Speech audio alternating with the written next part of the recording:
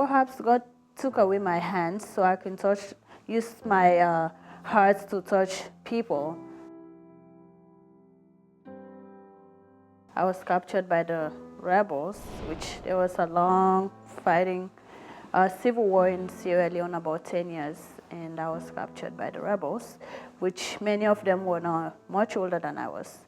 And so at the end of the day, they cut off my hands, and so was my other 3 cousins that we were captured at the same time.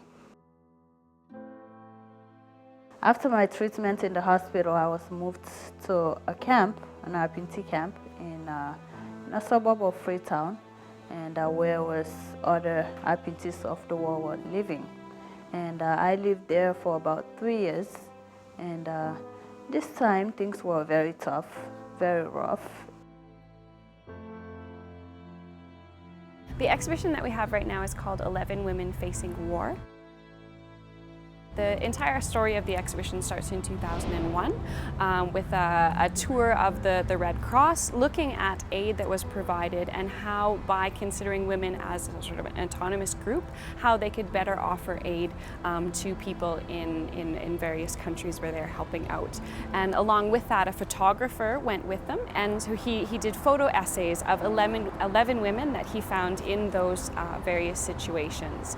Then 10 years later, the photographer went back to see if he could find these women, see what happened, and he found all of them but one. During this time in the camp, that's when I have the opportunity to come to Canada by a family member who read my story in Toronto, on the Toronto Star. And so they decided to sponsor me to come to Canada.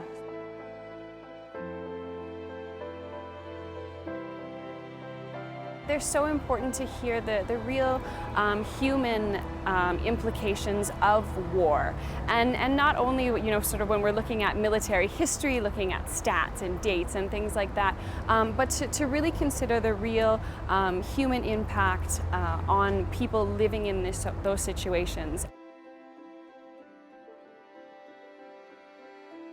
With determination and courage and strength and hope, I mean, everything is possible. That's what I believe. Still doing my social work, hopefully to become a counselor, hopefully to work with the UN, hopefully to establish my own foundation and to go back to Sierra Leone and help the RPTs there.